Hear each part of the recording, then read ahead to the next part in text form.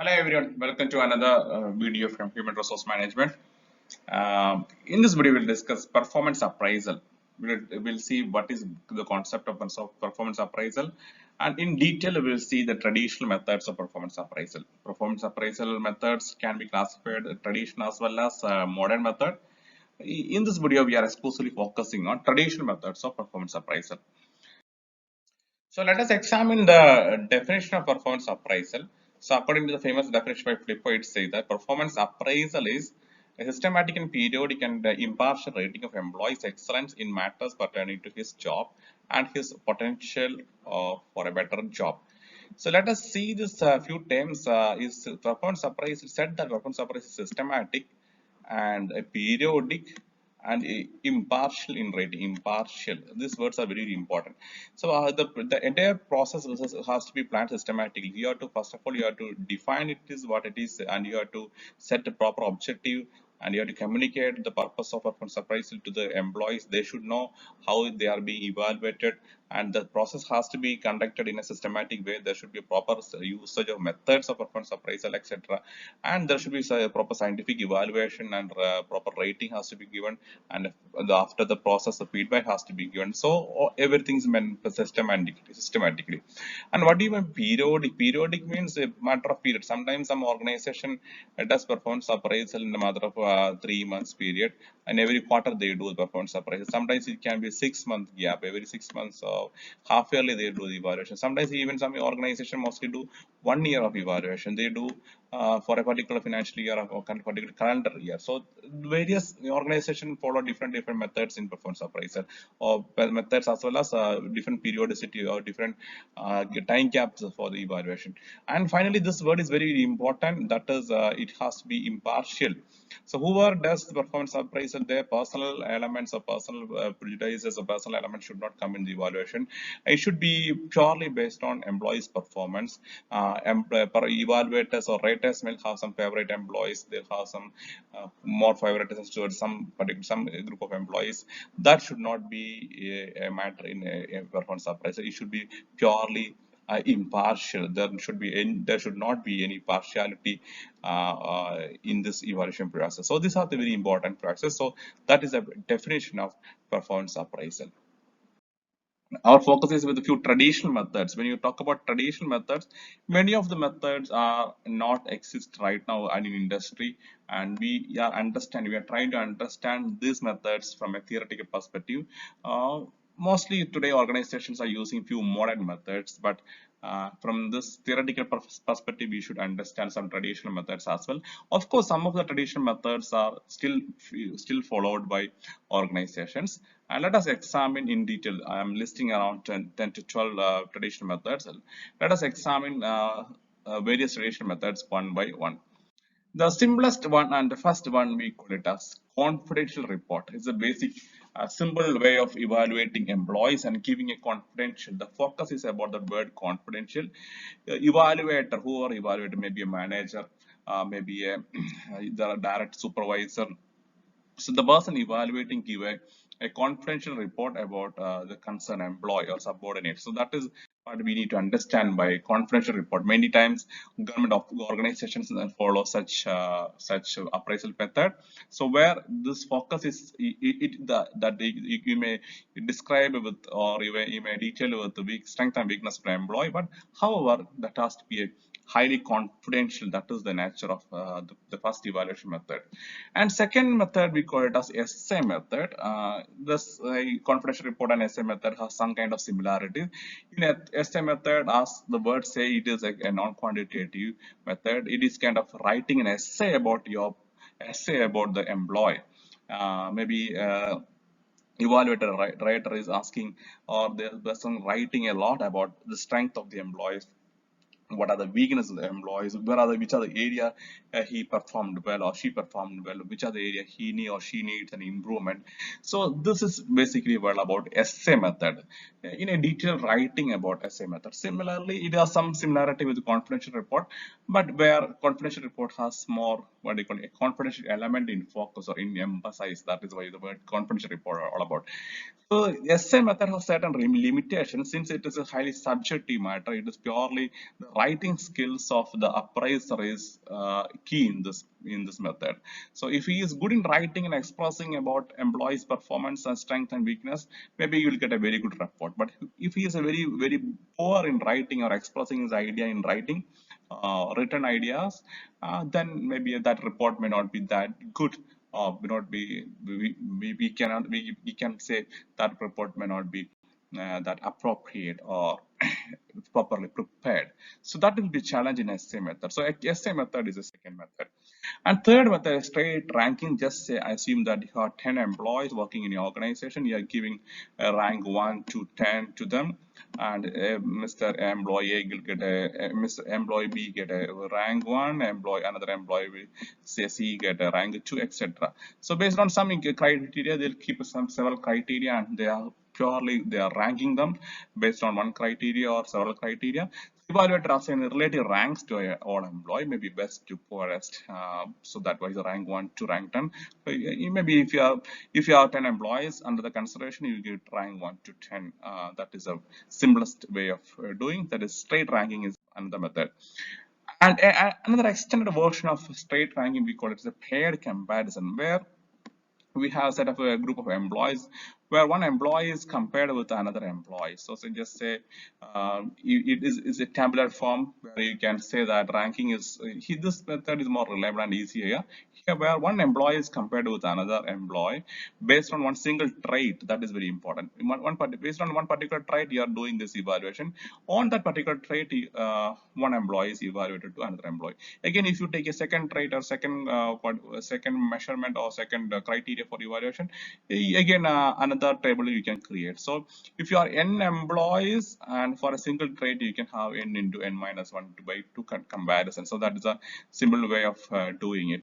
Just like an example, this is two tables you can see here. First trait is quality of work. So here quality of work is being evaluated. Second one is their employee creativity is evaluated. So here there are 5 employees, so that we can have 4 comparison. Maybe you cannot first employee A, and employee A is compared to the B, A is compared to the C, A is compared to the D, A is compared with again E for the trait quality of work life. Okay, similarly A is compared with B, A is compared to C, A is compared to the D, A is compared with E. Another trait, that is creativity. So maybe for each trait you have a different table like this. We call it as paired comparison. So one particular employee is compared with the remaining employees. If you have 10 employees, you have one employee is being compared with each employee is being compared with other 9 employees in this list for each trait. So that is we call it as paired comparison. Another one is graphical rating scale. It is similar to a kind of questionnaire as well as some options, rating options we have. So you have various parameters. We can list out various parameters under the evaluation. We can list here, and here giving a rating. Maybe here it is unsatisfactory, fair, satisfactory, good, outstanding. Again, the rating can be very good. Sometimes it can be very good, average, poor, etc. Very poor. Maybe in that various rating you can give. This is what we call it as graphical rating scale. So various criteria will list it out here. Here it is, you can see quality of work is being evaluated, quantity of work is evaluated, and quality of work is evaluated, knowledge of job is evaluated, attitude is evaluated. Various criteria you can list it out. Each criteria is being rated in a what you call a graphical rating scale, maybe a 5-point scale, 3-point scale, whatever it is. Typical graphic. This is a typical example for a graphical rating scale. So just explain. Each employee quality and quantity of work is assessed in a graphical rating scale, different degrees of particular trait. So that is different degrees it explains. So it can be judged based on, as I just said, it's a very good, average, poor, very poor. Various scale can be considered here for the evaluation. Another method of traditional method we call field reviews. Field reviews where the appraiser or who are doing the evaluation visit the employee directly and observe and understand what the person is doing and does the evaluation. Okay, this is what we call field review. In this purpose of field reviews, basically it's a very time-consuming process. But however, it can reduce the supervisor's personal bias. Maybe because who are giving the rating, they directly come and observe and see and understand and evaluate the so-called employees or subordinate, and this is we call it as field review. So directly coming and evaluating your employees. But it is not very easy to do because it's a time consuming. If you have so many employees at your workplace, it is very difficult to go and meet and everyone and to observe and evaluate what they are doing actually. But certain advantage it has, it can avoid some superior personal bias because you're having your HR team or who are doing the appraisal process having a direct evaluation. So that is the advantage of field review. Another method we call as a group appraisal. This word group is important here. Here appraisal is done by a group of appraisal, so maybe many people will be involved in the process, a team of individual doing the appraisal process. So maybe there can be immediate supervisor of the employee, other supervisors who are also in contact with the employees, a manager or a head of the department or any consultant or HR team. So a group together does the appraisal. So that will become a group appraisal. A group together does the appraisal for an employee. So that method we call it as group appraisal. So this is also a traditional method. And advantage is that we can have various perspective from various people, and definitely there will be somebody to coordinate all this activity, because since so many people are involved, somebody has to coordinate the entire process, and this is we call it as group appraisal. So when you look for when you go through various methods have some similarity, but this has some peculiarity that it is a group is doing appraisal, that is we call it as group appraisal. Another one method we call it as checklist method. Here, a checklist is being given, and writer is asked to whether there are set of questions, whether they are asking about yes or no, whether the employee had completed this or not, whether his employee respect the supervisor, whether employee follow the instruction properly, whether employee does any mistake. So a checklist is given, and a writer who are doing the appraisal process giving a yes or no, or they give just tick it. Yes, whether doing is yes, no, okay, yes, no, okay, yes, something like that. So this is called as checklist method, an easier way of doing. So from that you can create a rating score and finally have a proper evaluation. So checklist is another method where you have a list of items and you are checking whether employee has done that or not. So that is what basically checklist method. Another important method we call a critical incident method. Critical incident method. In critical incident method, in every job, there will be a list of statement that is very effective and very ineffective at workplace. So basically, a manager maintain a log on which each employee where they periodically records a critical incident of employees behavior. Critical incident means that there are certain things highly appreciated at workplace, and certain things which is not really appreciated at workplace. So that is what we call it as an effective behavior as well as ineffective behavior. There are certain effective behavior at workplace as well as there are some ineffective behavior or not proper or improper behavior at workplace. So and a manager will check how many times employee had performed an effective behavior as well as how many times employee has performed an ineffective behavior. So that is what we call it as a critical incident method. So all this effective as well as ineffective behavior we call it a critical incidents. So effective methods are something which we have to do or we must do at workplace. Ineffective methods are that are something which we should not do at workplace. So critical incidents is being recorded or they'll understand, and based on the such critical incident evaluation is happening. So that is what we call as critical incident method. Very another method is a forced choice method. Forced choice, or sometimes we call a forced choice method. As the word suggests, here evaluator or writer is forced to select from few statements. In this case, normally it happens like there will be a list of statements, and this evaluator is will be forced to select one or two state sentences that describes That may be that best way describe the employee as well as the least descriptive about the employee, few statement they are to select. In another ways, maybe you can say there are few positive statement as well as you have to select from few list of negative statement, and this based on that evaluation is happening. This is what we call as forced choice method. And favorable qualities, if he is taking from a list of favorable qualities, that will earn a plus credit. And if it is selection is on a unfavorable qualities or statement, that will earn a negative credit or a reverse credit. And the important thing is that the evaluator is not aware of how much weightage each statement has. There will be few statements. I will show that how the statement works out. And the evaluator does not how much each indicator weigh, so that he can this is for this is to avoid a personal bias. So he is supposed to the person is supposed to choose few statements only, or maybe one statement, or compulsory say one statement or two statement, etc.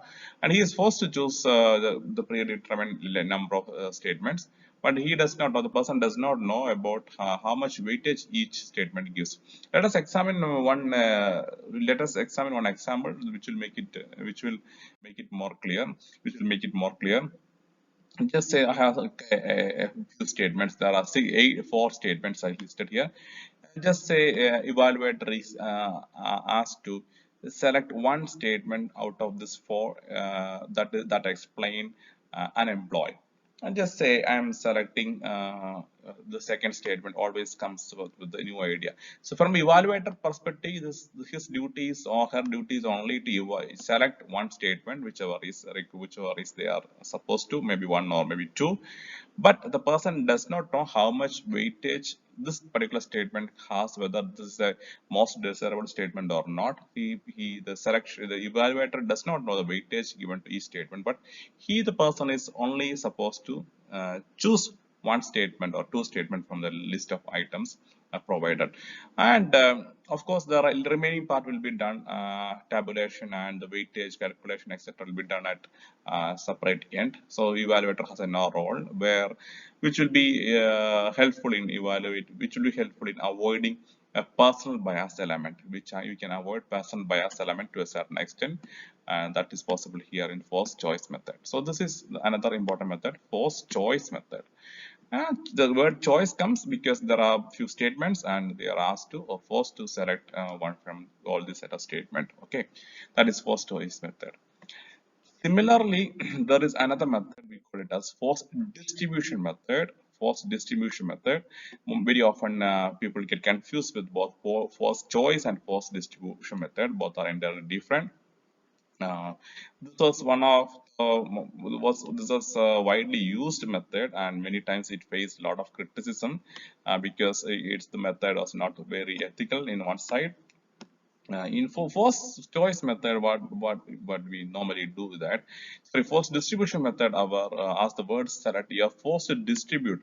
Just say you are 100 employees, okay.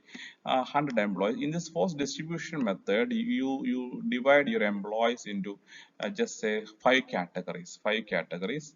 And once first category we say very good employees, you have top rated very good employees. And another category we say that is good employees, and just come below that very good.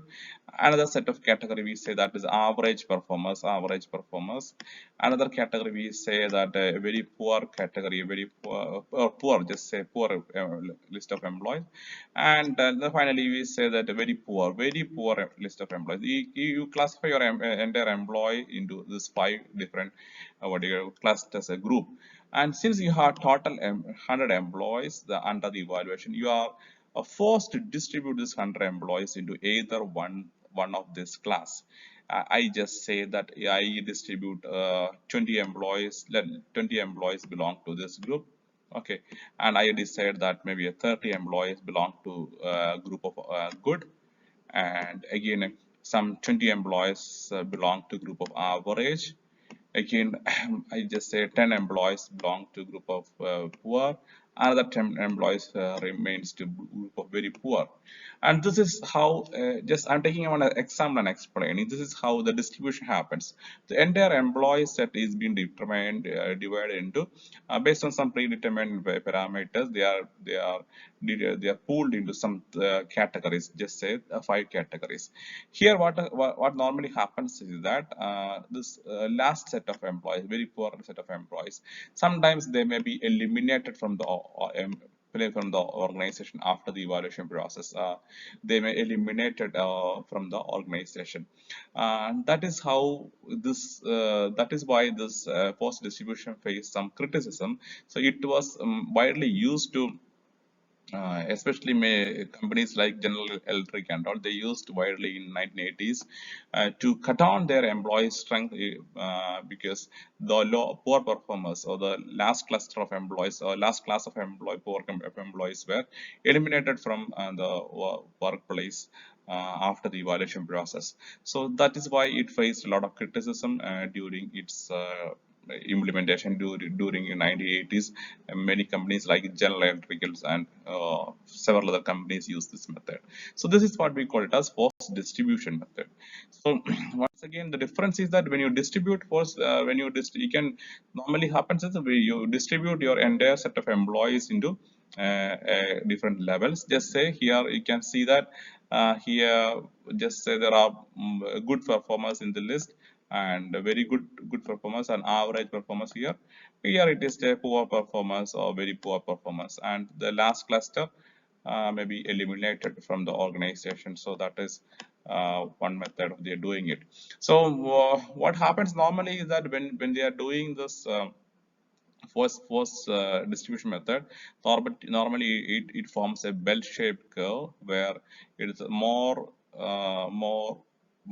employees belong to an average performance category, and both extreme, good performance as well as poor performance, will be belong to a small percentage. So usually to follow a normal distribution, a bell-shaped curve in this method. So this is what we call a force distribution method, where employees are being distributed into different groups, and in some cases the poor performers, those who belong to the poor performing group, may be eliminated, or may be eliminated from the organization. This is force distribution method, and these are the various traditional methods, and methods do not end here. So we'll continue with a modern method in another video. Take care. That's all from this video. Bye bye. Take care.